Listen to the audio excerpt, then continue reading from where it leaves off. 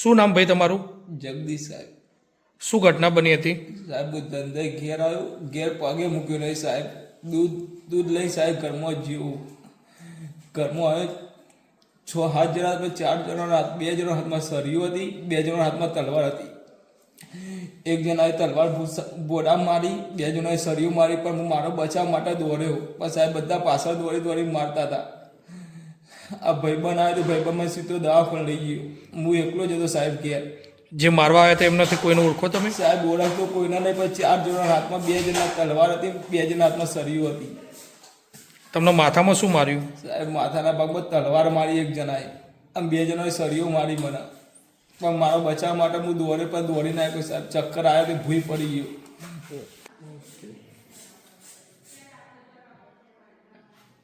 એ check કમાતા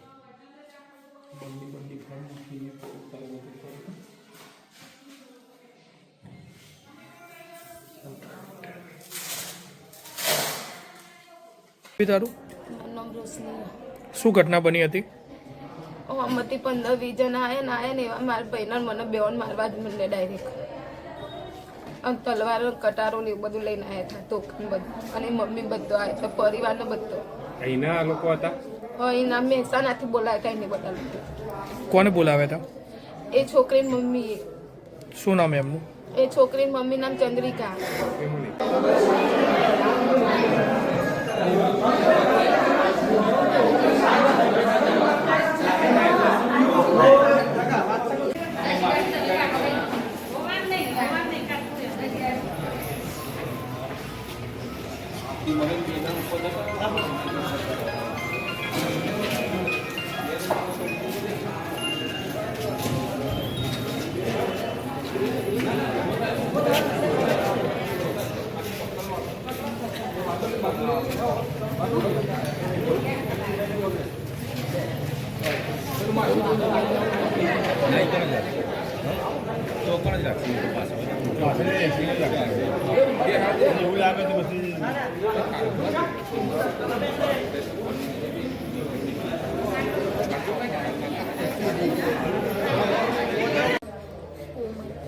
શું ઘટના બની હતી?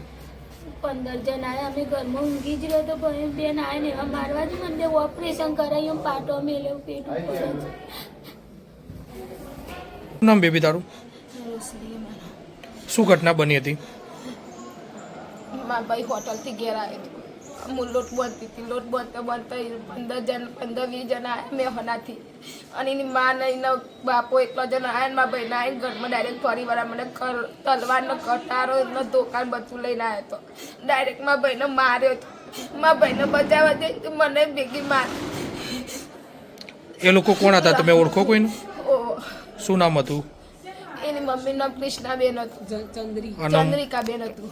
અને મારવા વાળા જે બીજા ઈસમો તમે કીધા 15-20 જણા, એમાંથી કોઈને ઓળખો? એ મહેસાણાથી જમાઈ બોલાયા હતા. શું નામ એ ભાઈનું? એ જમેનું નામ નહીં આવડતું મને.